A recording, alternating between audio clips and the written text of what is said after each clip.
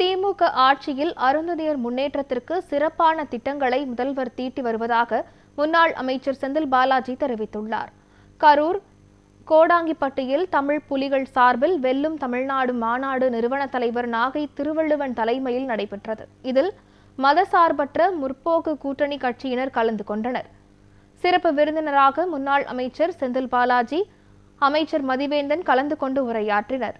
தொடர்ந்து மாநாட்டில் பேசிய முன்னாள் அமைச்சர் செந்தில் பாலாஜி, மாநாட்டின் மூலமாக மக்கள் வைக்கும் தீர்மானங்களை தமிழக முதல்வரிடம் ஒப்படைப்போம் என்று கூறிய அவர், திமுக ஆட்சியில் அருந்ததியர் முன்னேற்றத்திற்கு சிறப்பான திட்டங்களை தீட்டியவர் முதல்வர் என்றும் கூறினார்.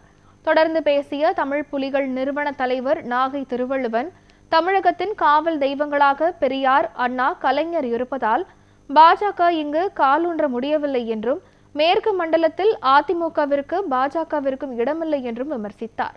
தமிழகத்தில் சங் பரிவார் இயக்கத்தால் ஆபத்து ஏற்படாமல் இருக்கவே திமுகவை ஆதரிப்பதாக கூறினார். இது வெறும் மாநாடு அல்ல. 2026 சட்டமன்ற தேர்தலில் மேற்கு மண்டலம் மட்டுமல்ல, ஒட்டுமொத்த தமிழ்நாடும் 2026 சட்டமன்ற தேர்தலில் வெற்றிக்கான மாநாடாக இந்த தமிழ் புலிகள் கட்சியினுடைய மாநாட்டை அன்பிற்குரிய அண்ணன் திரு நாகை திருவள்ளுவன் அவர்கள் நடத்தி காட்டியிருக்கின்றார்கள்.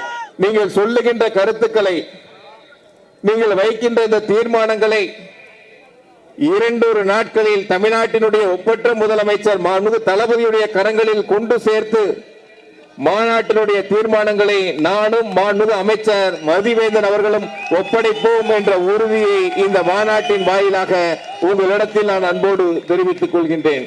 எல்லோருக்கும் எல்லாம் என்ற உன்னத நோக்கத்தோடு திட்டங்களை தருகின்ற நம்முடைய முதலமைச்சர் மாண்புமிகு தளபதி அவர்களுக்கு இந்த 2026 சட்டமன்ற தேர்தலில் தங்களுடைய முழு ஆதரவை தந்திருக்கக்கூடிய தமிழ் புலிகள் கட்சிகளுக்கு இந்த மாநாட்டின் வாயிலாக நன்றியை இந்த நேரத்தில் நான் அன்போடு தெரிவித்துக் கொள்கின்றேன்.